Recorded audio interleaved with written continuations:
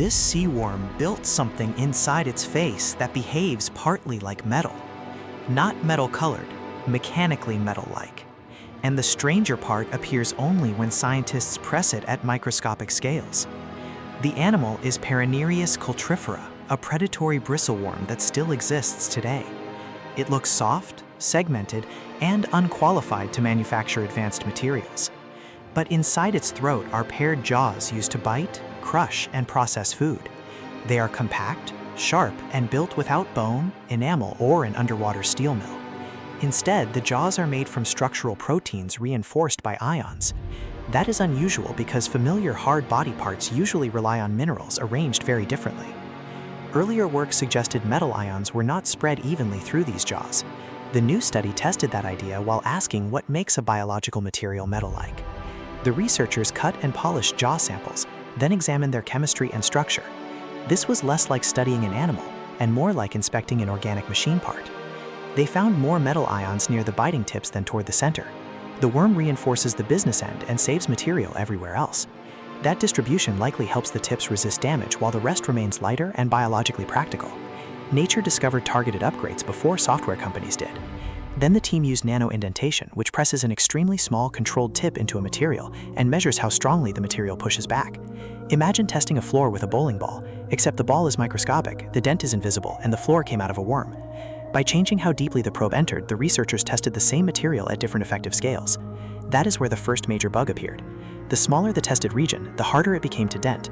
Tiny portions behaved as if they were stronger simply because the measurement became smaller.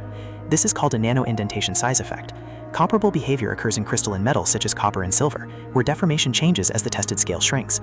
That does not mean the worm has copper tools in its mouth. It means the jaw and familiar metals share a mechanical pattern under tiny loads. The team associated the effect with sharper changes in strain and greater interlocking of microscopic defects as the tested scale became smaller. That was strange enough, but the jaw produced a second effect that ordinary copper and silver do not show in the same way. Its measured elasticity also changed with scale. Elasticity describes how a material deforms and returns when force is applied, rather than how difficult it is to dent permanently. So the jaw does not copy one metallic trick. It combines protein architecture, concentrated ions, changing hardness, and changing elasticity in a structure grown by living tissue. To describe this combination, the researchers used the term biometal, defined through hardness, strain behavior, and the way ions interact with structural proteins. The name matters because metal-like biomaterial can describe many substances.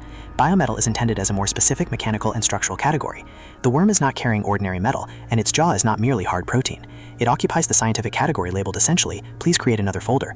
Patch would file this under hardware, biology, and administrative panic. Evolution completed the design without a factory, furnace, warranty, or visible project manager. But this is still an early attempt to define the category. The team studied this jaw system and used mathematical modeling to explain the scale-dependent elasticity. Models can show whether a mechanism is physically plausible, but they do not make every possibility confirmed. More species and more measurements are needed.